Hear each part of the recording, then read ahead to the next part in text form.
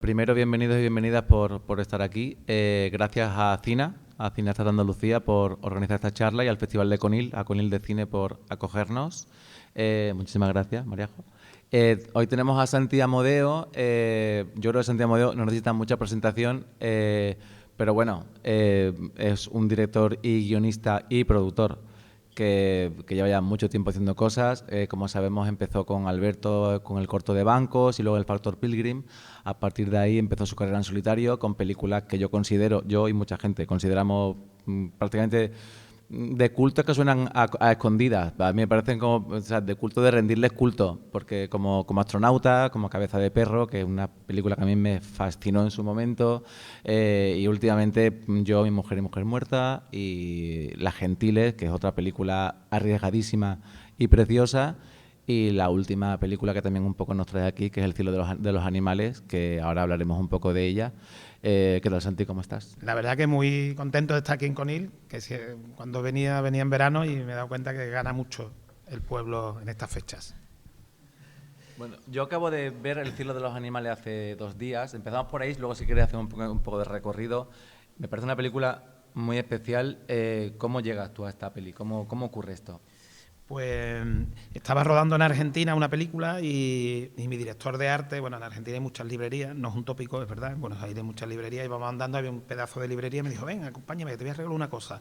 Y me regaló un libro de un escritor norteamericano que muy desconocido, Poisant, no sé cómo se pronuncia, de apellido es Poisant, que estaba publicado en Argentina y me dijo, mira, esta va a ser tu próxima peli.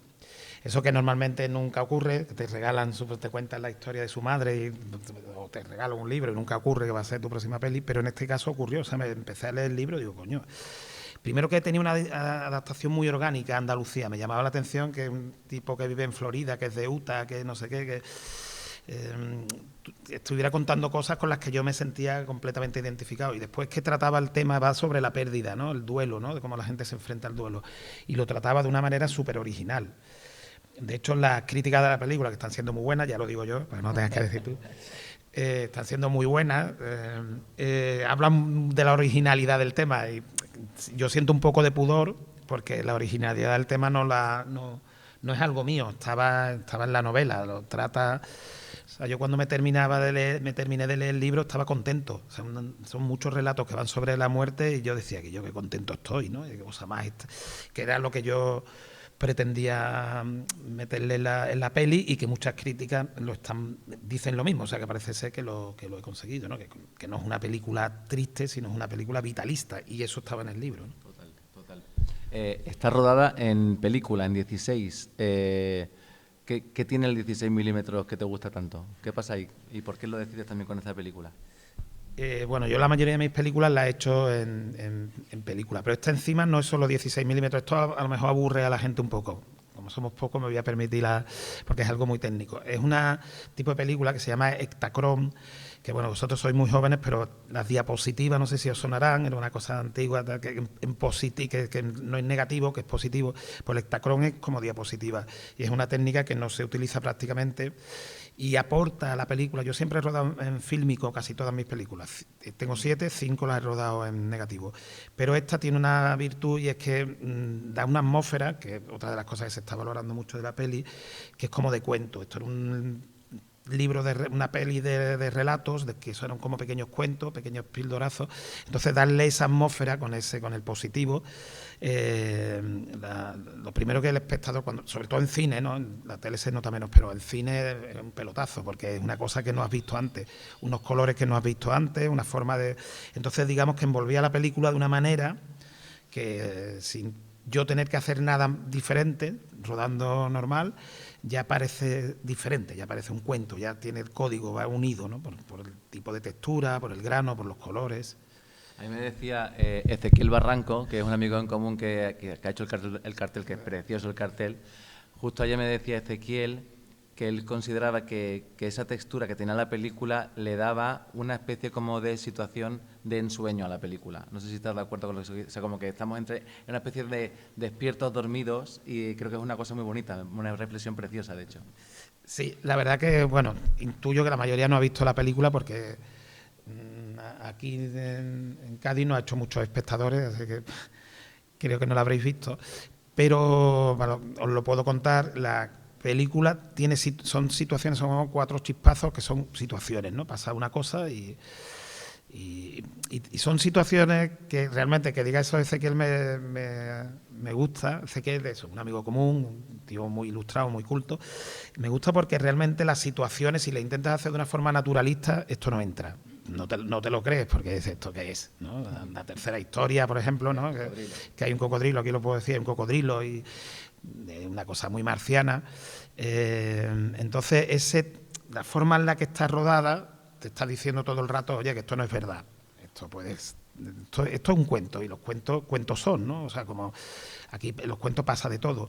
Hay que conseguir que los cuentos sean coherentes, y creo que es lo que le aporta a la película, lo que aporta a la atmósfera, ¿no? En la atmósfera tú ves como que hay atmósfera, ¿no? Que se puede tocar, ¿no? Que es más físico que el digital, ¿no? Tiene algo físico, el grano, no sé, el cine tiene como otra textura que hace como que las atmósferas pesen, y eso le da ese toquecito yo diría de cuento. Ezequiel dijo como de entrevela, ¿no? Como de sueño, que hace que tú entres de una forma natural y le des verosimilitud a lo que se está contando, ¿no? A mí también me encanta que hayas vuelto a contar con Paula y con África, que son 2 actrices que descubres en Las Gentiles. ¿Qué tienen Paula y África? Bueno, la de Paula es espectacular, sobre todo porque tiene más metraje, la destaco especialmente, pero ¿qué has encontrado en África y Paula, que estaban ya en Las Gentiles y ahora en tu película, y qué aportan a este cine? A mí me da la sensación de que aportan algo fresco, algo nuevo, nuevas caras, nuevas miradas y nuevos sonidos incluso. Sí, tienen... Mira, varias cosas. Ahora que has dicho sonido, una cosa que yo valoro mucho a mí el andaluz es lo que más me gusta. A mí el andaluz, como me suena, es lo que más me gusta. He crecido en andaluz, pero me parece que en el cine no se trata muy bien, no sé cómo explicarlo. Muchas veces se va hacia un andaluz un poco afectado, un poco casi, no sé, casi folclórico. Lo digo desde el respeto, soy andaluz y estas niñas tienen un andaluz que a mí me encanta, pues es muy suave, muy auténtico, suena con una naturalidad que antes estábamos hablando de Juan Pando, que es un crítico muy reconocido de fotograma y tal, que le ha encantado la peli. Él no hizo la crítica, pero le encantó y me escribió. Y una de las cosas que valoraba el andaluz, dice, ¿qué andaluz más bonito? Y es verdad que el andaluz, lo que he dicho antes, que no está bien rodado. Me parece que normalmente no se rueda bien porque se estereotipa. Incluso los propios andaluces lo estereotipamos. Y ellas lo tienen, es súper natural, hablan un andaluz precioso y tal. Eso tiene que ver con otra virtud que tienen ellas, que son súper frescas. Ellas han estudiado muy poco, entonces tienen poca academia encima.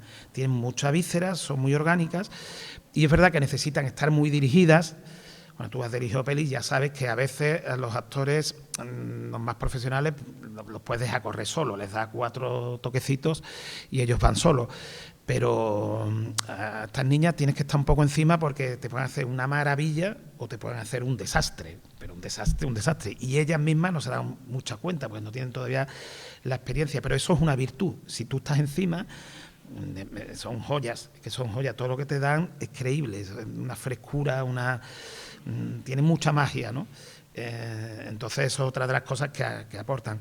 Las dos, que les va bastante bien, están empezando a levantar, que es difícil, el tema de los actores es muy difícil, y más ahora que hay una multitud de actores y de actrices que es muy difícil destacar, y ellas poco a poco lo están consiguiendo, a pesar de que las dos tienen una limitación que a mí me encanta, y es que no saben castellanizar el acento, que cualquier actor andaluz lo hace así, porque si no, no trabaja, y ellas, como han estudiado poco, no saben hacerlo, y entonces están consiguiendo papeles con su acento, ¿no? Que eso me parece, pero no haciendo de andaluza, sino de una tía que está en Madrid en una peli y aparece, bueno, pues andaluza, ¿no? Pues como claro. Si fuese canaria o si fuese exactamente, catalana, o si fuese exactamente, ¿no? De Utah, exactamente. Sevilla, ¿no? Son sevillanas.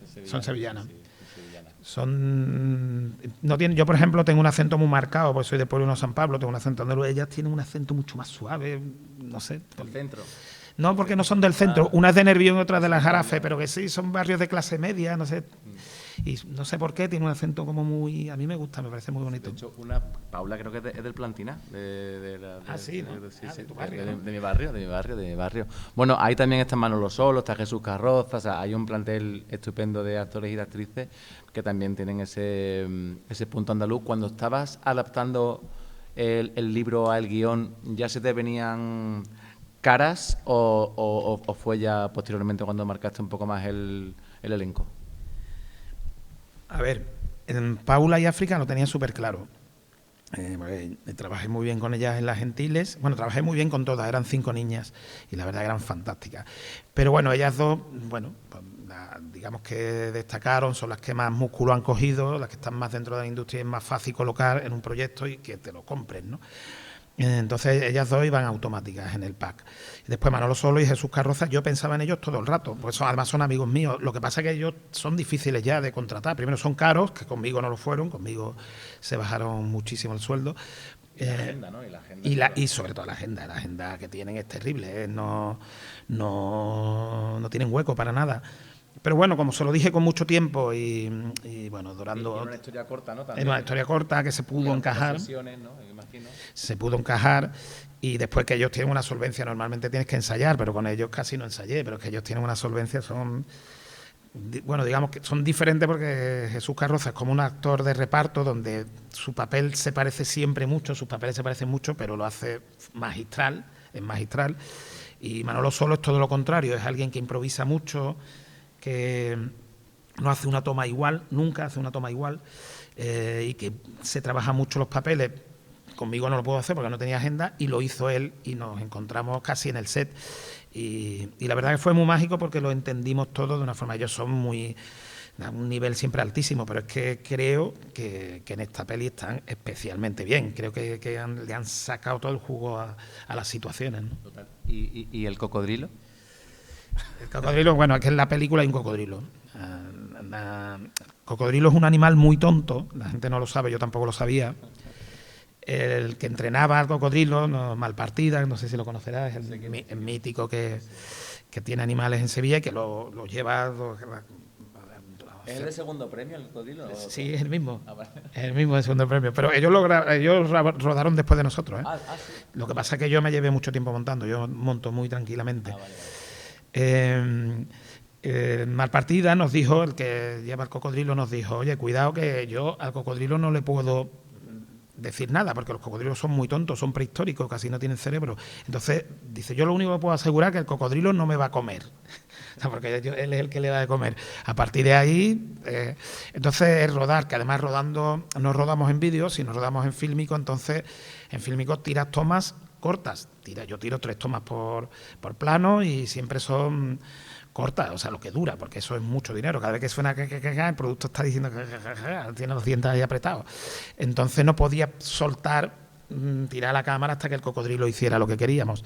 Entonces teníamos que estar, la verdad que era muy guapo porque estaba todo el mundo ahí atento, prevenido, y a lo mejor te pegabas así 20 minutos todo el mundo en silencio, con cara, hasta que el cocodrilo hacía lo que tenía que hacer, que eran cosas básicas, atacar o no atacar. Entonces lo que hacíamos es crear el ambiente, si queríamos que estuviera calmado, todo el mundo callado, 20 minutos hasta que se pusiera. Los cocodrilos hacen unos ruidos muy guay, hasta que él hiciera lo que tenía que hacer. Cuando queríamos que estuviera nervioso, pues a movernos por ahí para que el cocodrilo estuviera a la que salta, ¿no? Entonces tenía que atacar en un momento determinado, tenía que no sé qué, pues había que esperar que ocurriera, ¿no? Y ocurría, el tipo me decía, tú tranquilo que esto va a ocurrir, él se va poniendo nervioso y llega como, él no, ella es una cocodrila. Aunque le han puesto de nombre Juancho, que es una cocodrila, tío, ¿cómo le va a llamar Juancho? Llámale Juancha, ¿no? Y entonces había que generar el ambiente, entonces él decía, tranquilo que cuando esté el ambiente, cuando esto esté tal, por ejemplo, necesitamos que fuera a comer un trozo de carne. El cocodrilo estaba un poco nervioso, entonces no comía, nos pasamos nosotros, no entra hambre. Entonces el tipo decía, y nos llevamos 1 hora para que, fíjate, lo que yo pensaba, ha soltado. Lo que yo pensaba que iba a ser más sencillo, que era que cogiera un trozo de carne grande, el tipo no quería porque no tenía hambre. Entonces, el que se ve en la película, ¿no? El que se ve en la película. Y entonces lo que el tío nos decía, mira, vamos a ver, esto es un animal muy básico. Cuando se olvide de la tensión o de que se vaya la carne, y efectivamente tardó media hora, pero cuando se fue de verdad. Al cocodrilo le cambiamos la escala. El cocodrilo es más pequeño y la peli sale gigante. Y se lo cambiamos, una idea de la directora de arte, que lo que hicimos es, cuando tirábamos planos donde estuviera implicado el cocodrilo, todo lo bajábamos la escala. Utilizábamos cosas, la carne pues era más pequeña, una silla pues la hacíamos a escala un poquito más bajo, y entonces el cocodrilo parece mucho más grande. Las jaulas, hay 2 jaulas, una más grande y otra más pequeña, entonces cuando sale en segundo premio en otra peli el cocodrilo, y claro, sale más pequeñito porque ellos no hicieron lo de la escala, y la gente cree que no es el mismo cocodrilo, el nuestro es un pedazo de cocodrilo que flipas, que no existen en Europa esos cocodrilos tan grandes, son africanos, y nosotros le hemos cambiado la escala a las cosas, entonces parece mucho más grande. Qué interesante, me recuerda cuando, creo que fue en el apartamento, ¿no?, que Billy Wilder, en las oficinas del apartamento de Billy Wilder, lo que hicieron fue, el director de arte, que era el mismo de 2001 además, lo que hizo fue poner las mesas cada vez más pequeñas para crear esa profundidad tremenda, y de hecho la gente cada vez era más bajita, y hasta el punto de que la gente del final eran casi niños, vamos, y claro, genera una profundidad alucinante. Qué guay, qué guay lo de la escala, qué chulo.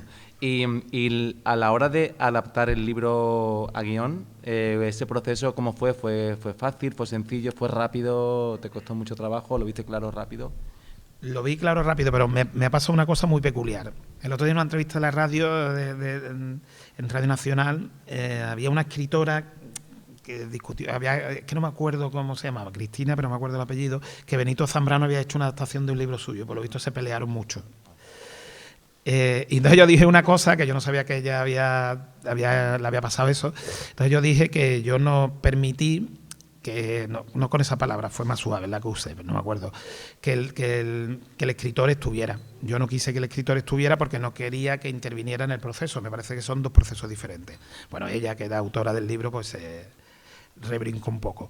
Yo voy a contar mi experiencia. Yo no quería que el escritor interviniese porque creo que son 2 cosas completamente diferentes. Una cosa es una película y otra cosa es... y además como yo lo quería rodar como si fueran relatos de Carver. Él no escribe como Carver, él escribe mucho más florido, digamos, muy literario, escribe muy bien y las historias son buenísimas, pero mucho más barroco. Y yo quería convertirlo en Carver. Eso requería pelarlo todo, ¿no? Entonces lo pelé todo al máximo y ha quedado como lo que ha quedado, ¿no? Es una película muy esencial. Entonces, durante el proceso yo no quería que él interviniese, pero yo tenía mucho pudor. Cuando la viese me daba mucho miedo, porque pensaba, digo, hostia, de un libro muy bueno me da a ver si he hecho algo malo, ¿no?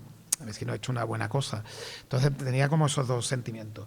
Cuando se ha estrenado la peli y él ha visto la peli, el tipo ha flipado, el tipo es muy cinéfilo, es súper cinéfilo, lo ve todo. Cine europeo, americano, coreano, cine clásico, o sea, y el tipo ha flipado, me escribió y después publicó en Instagram, porque cuando yo le compré los derechos no era famoso, ahora es bastante famoso, publica en todo el mundo y tal, y escribió una maravilla de unas líneas sobre la película y donde decía que lo más flipante es que había cambiado todo, pero él veía cada línea del libro en la peli, ¿no? Entonces eso a mí me infló el pecho porque lo que yo más sufría de la adaptación es que, claro, cuando adaptas esto vivo, es que el tipo viera la película y dijera que esto que tiene que ver conmigo, ¿sabes? Esto que tiene que ver, ¿para qué me voy a comprar los derechos? Para hacer esto me daba un poco de miedo porque hice muchos cambios.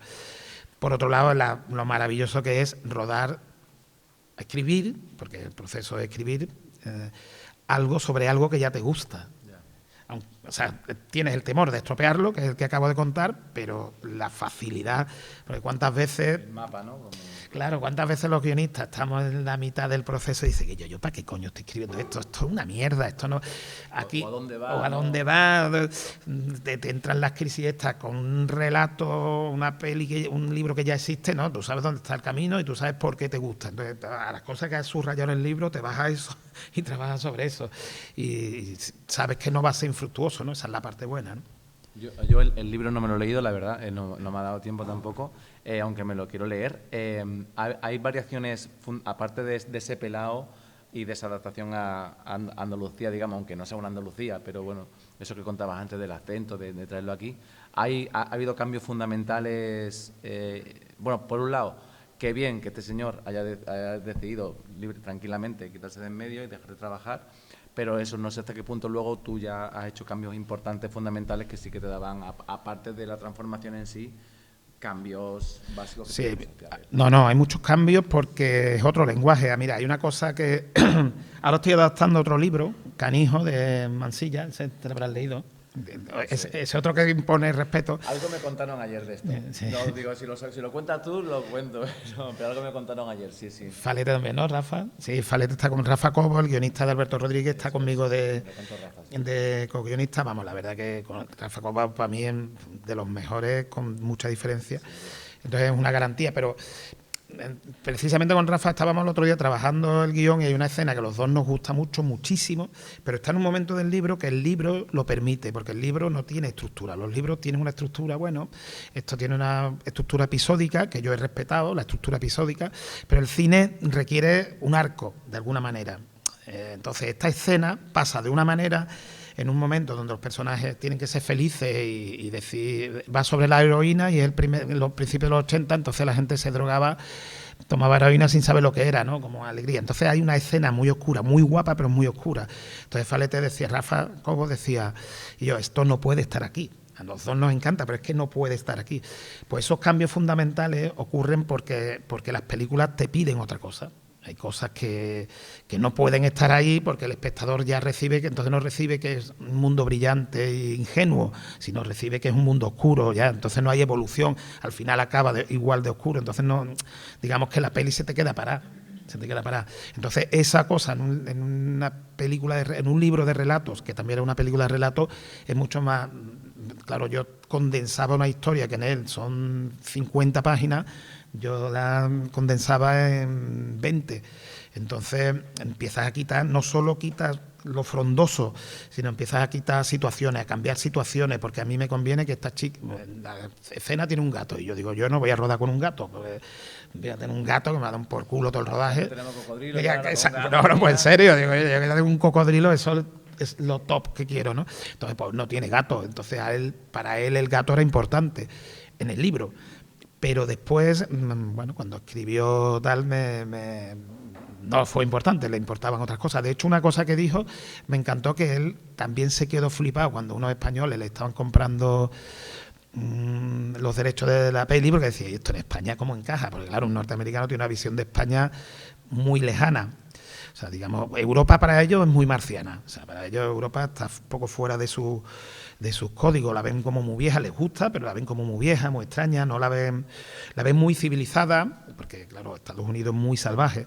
Entonces, por ejemplo, la historia del cocodrilo, decía, ¿dónde va a contar este tío el cocodrilo, no? Entonces, cuando ve la película y ve que está en sitio, las marismas, tal, el tipo dice, ¿eso dónde está? Claro, el tío, y se lo traga muy bien. El tío valoró mucho eso, dijo, hostia, es que completamente diferente. Claro, en Florida hay muchos cocodrilos, entonces tenía lógica la historia en Florida, pero aquí no hay cocodrilos, pero sí te crees que en las marismas un nota tenga un cocodrilo, eso te lo crees, ¿eh? Y yo creo que le aporta una magia especial, le da un realismo mágico extra al ocurrir aquí, tengo esa sensación.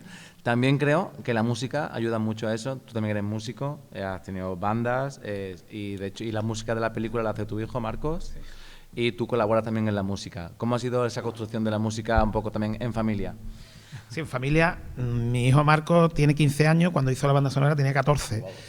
No, el tío tiene pellizco, al tío se le da bien y lo hizo por accidente. Yo normalmente hago mis músicas, digamos, hago la lectura dramática de lo que debe ser la música de la película, pero yo ya no quiero tocar, yo me aburro, yo ya no quiero tocar. Entonces yo normalmente eso se lo encargo a un productor o un músico. Por ejemplo, la anterior película pues, era Santi Bronquio, que bueno, pues yo le doy digamos, las referencias y él, pa, ¿no? Está haciendo la de Falete, me parece. Sí, está haciendo la... Sí. No, claro, el Bronquio ha probado el veneno y es que el cine envenena mucho. Y el tío ya no quiere hacer otra cosa. Entonces yo lo que hice con mi hijo era, le pedí que él me hiciera esa referencia, que se la iba a pasar a Bronquio, para que me lo hiciera Santi Bronquio, que estaba de gira con Rocío Márquez, que ha sacado un disco con mucho éxito, entonces no para de tener gira.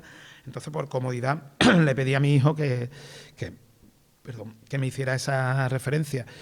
Y el tipo, como tiene mucho pellizco, me hizo unas cosas que yo decía, ¿esto qué coño es?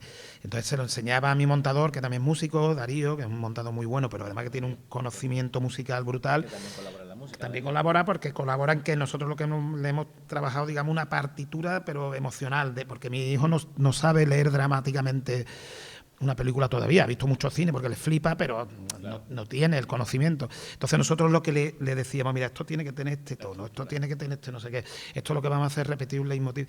Y el tipo, o sea, yo se lo enseñé a Darío, digo yo, esto es lo que ha hecho mi hijo, ¿esto es amor de padre o esto está bien? Y entonces él me decía, esto está flipante. Bueno, y de hecho la música ha tenido muy buenas críticas y todo el mundo piensa que es mi hermano. Y yo digo, mira, no voy a decir que es mi hijo y que tiene 15 años, porque si no es como que la rebajas. Claro. Entonces yo dejo que la gente piense que es mi hermano, ¿no? que la ha hecho. Bueno, siguiendo con la familia, la dirección de arte, sí, que además me ha encantado que está Elena, la dirección de arte me ha flipado y de hecho hay una historia concreta, la de las avispas, que te juro que me ha llevado a astronautas. Sí, es como que se han encontrado las películas de alguna manera por los espacios. No sé, de hecho llegué a pensar, será el mismo sitio, pero como que los espacios, tengo la sensación de que astronautas y entre astronautas y el estilo de los animales se conectan de alguna manera estéticamente. No sé si tú tienes esa sensación. Bueno, tiene el rollo de los dos, como no lo sabéis, lo explico un poco, es un relato, son abejas, no avispas. Son un relato de un tipo que está esperando el fin del mundo todo el rato, un tipo que tiene ahí problemas de enfermedad mental y está esperando el fin del mundo. Entonces cuando empieza todo lo de la guerra de Ucrania, todo esto, el tipo se va asustando y bueno, le pasa una historia. El tipo dibuja cómics, que en Astronauta el tío es un dibujante de cómics. Entonces un poco en la película a la directora de arte yo lo que le pedía era que creara los mundos, el espacio exterior fuera como el mundo de la cabeza de los personajes. O sea, en este caso, un dibujante de cómics, pues todo es muy pop, con unos colores que solo da el Ektachrome, y todo es muy pop, con colores muy fuertes, que eso pasaba también en Astronauta. Entonces por eso se conecta, ¿no? Por ejemplo, la historia del cocodrilo es una historia muy oscura y la historia es negra y tal, ¿no? Cada historia, digamos, que tenía su... Y lo de trabajar con mi mujer, que es arquitecta, y bueno, yo llevo años queriendo que ella se metiera porque, claro, con ella tengo una virtud, que con ella estoy todo el rato y le cuento todo, le como el tarro, entonces podemos hablar y trabajar mucho más que lo que puedo con otros directores de arte. Yo soy muy exigente en el arte, los directores de arte que trabajan conmigo están contentos, ¿eh? No soy nada tirano, pero sí soy exigente, quiero que la estética sea potente.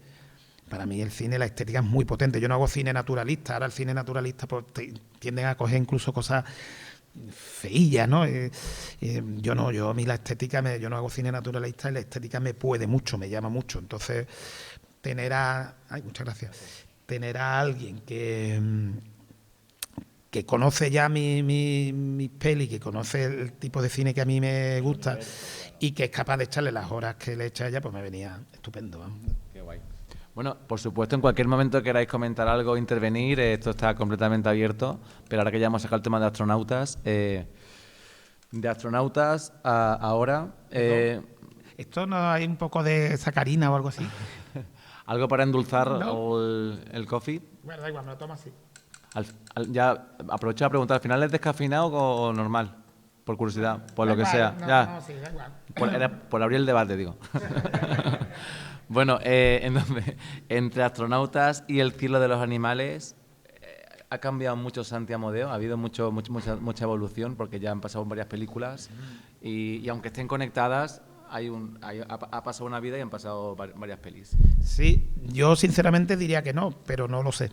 No lo sé, no es algo que me plantee, yo no hago una cosa consciente. En mi carrera he hecho una cosa consciente y ahora voy a hacer otra consciente. O sea, giros de carrera premeditados. Una fue la comedia, porque en una época que no conseguí, era la crisis del 2008 y tal, que muchos sois muy jóvenes, no sabéis lo que fue, pero fue terrible.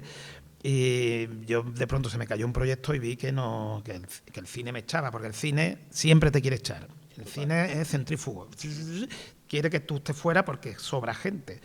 Entonces, para mantenerte hay que tener una fuerza de voluntad tremenda y luchar contra esa fuerza que que te echa. Entonces yo viendo que no conseguía levantar mi cine muy de autor, que aunque yo siempre he hecho muy buenas cifras en taquilla, que eso es lo que me ha salvado, digamos que tenía una base, un fan base suficiente y muy numeroso, pero en ese momento donde una crisis tan grande no había manera de levantar películas, no había manera. Entonces, a mí me gusta mucho la comedia, decidí, mi primer acto consciente, hacer una... Bambi. Hice Quien mató a Bambi, que además fue muy bien. Dije, bueno, seguí con otra comedia que me fue muy mal, entonces dije, se acabó. Y me volvía al cine de autor. Y ahora que voy a pegar otro pequeño giro, que voy a hacer Canijo, que digamos que es un presupuesto mayor, ya escribiendo por primera vez con otro guionista, con Rafa Cobos, e intentando hacer una película con más músculo, con cierto toque de autor, bueno, cierto no, autoral, pero con mucho más músculo, con más... digamos que ahora me está pasando que mis películas se ven mucho en la tele, la verdad que se ven mucho, las plataformas entran muy bien, normalmente están en Movistar y entran muy bien, y después en Televisión Española se ven mucho y tal, pero no se ve mucho en el cine, porque el cine se está quedando solo para las películas eventos. Y a mí eso me da mucha rabia, porque yo hago las películas para el cine, yo me gasto una pasta, bueno, no yo, la producción se gasta una pasta en que suene muy bien, que se vea muy bien, y después en la tele ya está fuera de tu control, no se ve igual, ¿no? Entonces, ahora, ay, mira, muchas gracias. Quiero hacer películas que en el cine también se vean, que la vean, yo qué sé, 100.000 espectadores, que es que eso en mis tiempos, yo he hecho 100.000 espectadores varias veces, pero es que ahora no se hacen. Y entonces ahora estoy teniendo un pequeño acto otra vez consciente de cambiar. Pero todo lo demás, y retomo la pregunta que me hiciste, si yo veo una evolución en mí, todo lo demás es visceral, yo no lo sé. Yo hago las cosas como las veo, y como tengo la fortuna de que me dan cierto margen, algo que no todos los directores tenemos esa fortuna, pues no le tengo que dar explicaciones, a muy poca gente, que además juegan en mi equipo, que saben con quién trabajan. Pues digamos que yo me permito hacer las cosas como intuyo, como la intuición me pide, ¿no? En ese sentido, supongo que, no sé si en ese momento de la crisis o antes o después, fue cuando tú también montas tu propia productora, Grupo Tranquilo, que imagino que es clave para esa libertad y ese camino que tú emprendes con tus historias como tú las quieres contar y con tu propia gente, ¿no? Yo creo que eso es fundamental. Sí, pero no fue por la crisis, fue porque un amigo mío que es ingeniero, que es un tío que sabe llevar empresas, que bueno, los ingenieros trabajan de llevar empresas gigantescas y cosas de esas, y él sabe hacer eso. Él es muy cinéfilo y yo le dije, oye, tío, vamos a montar una productora tal. Y me dijo que sí. Yo no, fíjate, si se lo hubiera dicho 10 años antes, lo hubiéramos hecho 10 años antes. Y digo 10 años antes porque nosotros estamos aprendiendo mucho en el proceso de producir. De hecho, ahora ya producimos a otra gente y me está gustando un montón, porque no solo que te da libertad, sino que es que en realidad yo conozco la industria, yo la conozco muy bien. Yo a todos los jefes que hay ahora en las teles, la mayoría de ellos son amigos míos. Son amigos míos que han empezado conmigo algunos. Bueno, Gervasio está en Televisión Española, que me ha producido películas. O María Rubín empezó con los de Movistar, empezó con los cortos. Ella produjo mi primer corto, o sea, pagó mi primer corto. Bancos. Entonces, digamos que yo la industria la conozco, sé cómo funciona, conozco los equipos, conozco la distribución. Entonces digo, hostia, es que yo tengo un conocimiento que yo puedo aplicar a otra gente también, a mis películas, pero a otras películas. Entonces, digamos que no es solo por conseguir libertad, que yo la libertad ya la tenía, sino por conseguir, digamos, tener un sello, un estilo, y conseguir sacar un tipo de cine que a mí me gusta y que creo que tiene futuro. Después ya veremos, ¿no? Las pelis salen bien, mal o regular, y como estamos empezando a producir ahora veremos cómo van, pero bueno, ahí está el intento. Qué guay, qué interesante. Yo también monté la productora hace mucho menos, hace menos tiempo, y también estoy empezando a producir a otra gente y encuentras unos caminos muy interesantes y yo, en mi caso al menos, o sea, me reconforta mucho encontrar nuevas mentes, nuevos cerebros con ideas muy interesantes y con otras formas de contar también, no sé si más jóvenes o más modernas o diferentes, y eso a mí también me llena mucho, la verdad. Bueno, yo insisto en que si nadie quiere preguntar algo, no tenéis ninguna inquietud que quiera venir desde la grada. Bien, me gustaría preguntar, cuando hablas respecto de la música, ¿no? Y de alguna manera es como un elemento que probablemente viendo ha conectado un poco las cuatro historias. ¿Hay algún otro elemento? Un segundo, ¿queréis que le pase el micro?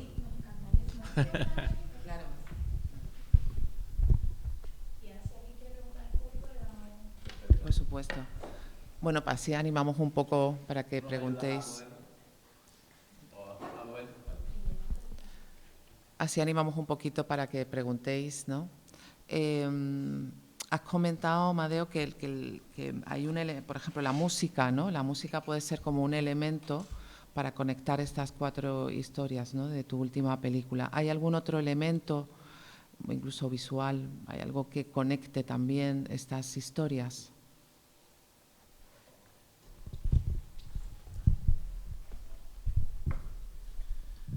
Pues sí, todos los elementos. He hecho una cosa particular en esta película. He rodado de la misma forma, todos planos fijos, todos con las mismas ópticas, exactamente las mismas ópticas. Bueno, para el que no entienda, no sé, estoy dando por hecho que todos entendéis de esto. Bueno, las ópticas, pues, si planos más cortos, planos más largos, pero que lo hace la óptica, no acercando la cámara y tal. Bueno, lo he explicado de una forma muy marrullera, pero bueno. Las mismas ópticas, la misma forma de rodar, los mismos tipos de planos. La música es la misma música con pequeñas variaciones toda la peli. O sea, todo es lo mismo, todo lo he hecho igual. Pero ves cada relato y parece completamente diferente, que eso me ha sorprendido hasta a mí. Yo no entiendo porque está hecho de una forma muy homogénea. Yo me inspiré en Ozu, que es un director japonés que es muy conocido, que a mí sus películas me aburren un poco. A mí los primeros 15 minutos me fascinan, pero después, yo qué sé, Japón en el año 27, pues me da igual. Pero tiene una cosa que me fascina y es que el tipo rueda de una manera que es muy mágica, muy mágica. El tipo rueda de una manera única, ha sido muy imitada y es muy curioso porque yo he rodado exactamente igual con él, no con él rodaba con un 50, con una óptica muy concreta, pero claro, para rodar con eso él rodaba en decorado, entonces quitaba las paredes y tal. Yo rodo en decorados naturales, me gusta rodar en decorados naturales. Entonces, menos eso, que yo he utilizado otras ópticas, he rodado como él. Y la película nadie, ni una sola crítica ha hecho alusión a Ozu. Y es curioso porque he rodado exactamente igual que sus películas, he hecho lo mismo. Lo único que ha cambiado, las ópticas. Me he saltado el eje, como se lo salta él. Hay unos saltos de eje claro, evidente, mostrado. Como hacía Ozu. Ozu decía, a ver, nuestro público, lo decía en los años 20, nuestro público es suficientemente inteligente para saber hacia dónde está mirando, nada más que lo enseñas una vez. Eso es súper interesante. La escena, de hecho, a mí me llama mucho la atención porque empieza así. Ya la primera conversación que tienen Raúl y Paula, y ahí está haciendo la cámara y dice, este tío lo ha hecho porque le ha dado la gana y funciona, porque evidentemente... Pero no lo hace porque le da la gana. Pero al mismo tiempo, a mí me genera la buena sensación de... No sé, quizá de ese ensueño que decía Ezequiel, me generaba sensaciones. ¿Sabes por qué lo hacía Ozu y por qué lo hice yo? Yo lo he hecho en muchas pelis, pero aquí está exagerado. Lo hace porque genera dinamismo. Tú tienes dos personajes enfrentados, ¿no? Y que tienen una conversación larga, que son 3 páginas de conversación. Que 3 páginas de conversación se escriben muy rápido, pero ahora aguántate 3 minutos, acabas mareado. O sea, acabas que ya no te sabes ni de lo que está hablando. Entonces, Ozu lo que hacía era cambiar el eje. Al cambiar el eje se genera un dinamismo en la película, o sea, tú estás viendo que pasa algo, pero no sabes lo que pasa, y lo que está pasando es que cambia el eje. Entonces, digamos que la escena da el que estaba aquí y estaban aquí, pues ahora están al revés y ahora están otra vez aquí y está aquí. Entonces, con 2 tipos sentados hablando, uno enfrente a otro, coge mucho dinamismo. Por eso lo hacía Ozu y por eso lo hago yo. Y es una cosa que curiosamente no sé, ahora está un poco más de moda, pero antes se consideraba antiacadémica, ¿no? Pues funciona perfectamente, a mí me ha encantado, de hecho. No sé si es más... Sí, Guillermo, por supuesto, ya te estaba yo esperando. Muy bien. Sí, yo creo que sí. Hola Santi, ¿qué tal? Bueno, yo me llamo Guillermo, soy guionista y director, más guionista que director. Y yo te quería preguntar por lo que has dicho de la dirección de doctores con Paula y África. Fíjate, yo coincidí con Paula hace alrededor de un año, un curso de Benito Zambrano. Y me sorprendió mucho cuando estaba haciendo las piezas. Vamos, yo iba de oyente, no iba de actor. Y te quería preguntar, en función de cómo diriges a actrices, sobre todo por el tema de las gentiles, que a lo mejor no tienen tanto recorrido actuando, y tienen esa frescura. Yo vengo de rodar hace 2 semanas un corto con actores no profesionales que además tienen, bueno, discapacidades mentales, disonancia, y fue un trabajo muy arduo de ensayo y de rodaje durante ese fin de semana, pero cuando terminé acabé fascinado porque me daban unas cosas que digo, si esto me lo hubiera hecho un actor profesional, no hubiese llegado nunca ahí. Entonces me interesa mucho ese tema de actores que quizás sí son profesionales, pero no tienen tanto recorrido como alguien que venga de Madrid y que haya hecho ya un montón de cosas. Gracias.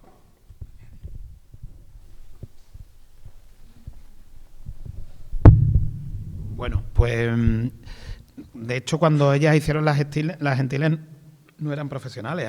Yo conocí a África, es una anécdota, pero es guay, la verdad. Yo un día venía yo tengo 2 niños y venía con mi familia, el domingo tomando cervecita, y a las 5 o las 6 de la tarde, en Entre Líneas, que es un bar de allí de Sevilla y tal,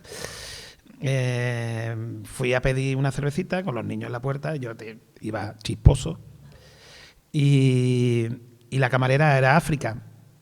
Y yo cuando la vi, es que yo físicamente, cuando escribía el guión de Las Gentiles, veía ese tipo de chavala.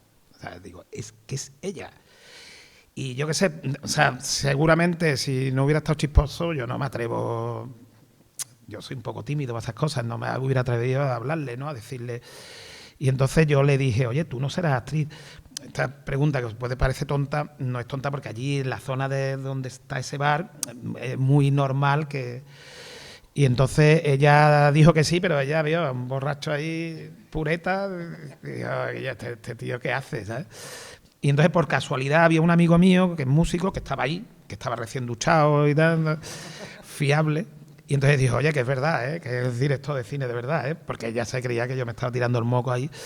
Y nada, esa conversación se quedó ahí, pero ella ya se quedó tal, y yo también. Yo dije que yo, pues si actriz, yo la voy a probar. Entonces, meses después hice la prueba y la llamé, que ella se quedó flipada de que eso ocurriera. Entonces ella, en realidad, ella dijo que sí era actriz, pero ella lo que hacía era teatro físico. Ella hace voltereta y cosas de estas, pero no interpretaba. Entonces la primera prueba que le hice no fue buena, no fue una buena prueba. Pero tenía ese brillo que después tiene en la película. No sé si habéis visto Las Gentiles, pero en la película hay mucha naturalidad. Ellas tienen... Entonces yo me di cuenta, bueno, yo ya lo sé porque ya había trabajado con actrices jóvenes. Yo sé que si tú te enfocas en la virtud, te olvidas del defecto. O sea, un actor profesional que tenga muchas tablas, tú trabajas para quitar los defectos, o sea, las frases con un soniquete que dice que yo esto no se lo cree ni Spinette, cosas así trabajas sobre el defecto. En los noveles trabajas sobre la virtud, o sea, yo suelo trabajar sobre la virtud. Y entonces empecé con ella y después cuando cogí a Paula, ellas se hicieron amigas, se generó un buen clima entre ellas, que en la película eran dos coprotagonistas que siempre estaban juntas. Ellas fueron creando el clima y yo solo iba aumentando lo bueno, potenciaba lo bueno y lo malo se iba solo, ¿no?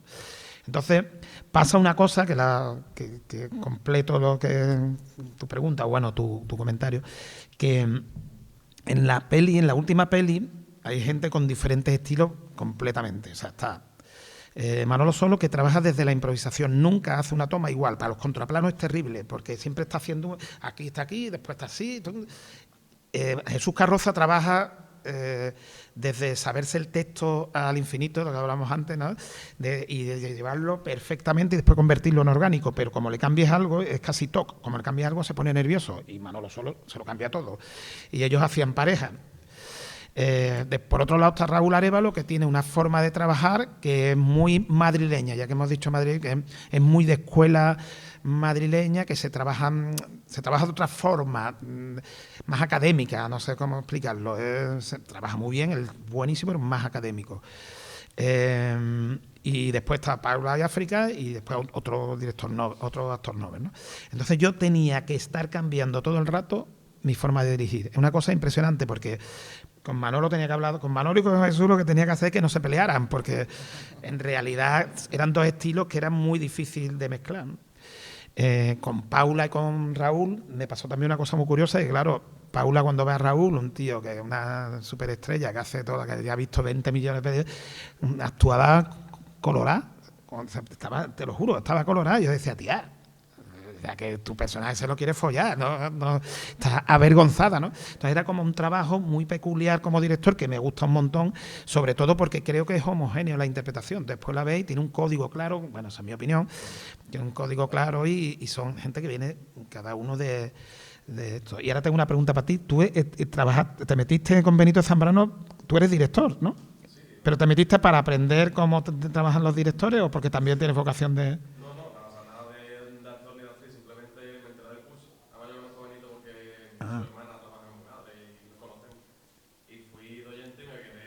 Ah, que fuiste de oyente. Ah. No, porque yo una cosa que nunca me atreví, porque me da pudor y no soy capaz, porque no sé interpretar. Ser actor, digo, hostia, me gustaría meterme en un curso de un director que me gustara mucho, que tuviera un estilo porque digo, hostia, quiero vivir, lo que pasa es que después me da pudor. A mí, de hecho, me llamaron para una película, porque yo cuando era más joven, bueno, ahora todavía un poco, pero cuando yo era joven era muy gitano, tenía pinta de gitano brutal, ¿no? Y entonces me llamaron de una película que se llamaba El Palo, que se hizo, que querían que yo fuera el protagonista. Y me llamó la directora 7 veces a mi casa, pero te lo juro, yo me quedé flipado. Yo dije, yo no quiero actuar. O sea, lo que todo el mundo desea, pues, y no lo hice, no me negué en redondo. Y claro, la tía es que me vio en una entrevista en TV3 y dijo, Guillo, este gitanaco, ¿quién es? Y encima, como veía que me expresaba bien, que no sé qué, dice, hostia, este tipo lo puedo... Y no hubo, vamos, yo no me atreví. O sea, fíjate, podía haber tenido una carrera de actor de reparto. Bueno, ya veremos qué va pasando. Bueno, por ir cerrando, que me dicen que tenemos que ir cerrando, comento solamente una cosa por curiosidad. Yo conocí a Paula y a África en el laboratorio de Sebastián Aro, que les di clase de interpretación. Ah, verdad, pero es profe. Y ya me llamaron muchísimo la atención, les di clase por separado en diferentes escenas y me llamaron muchísimo la atención.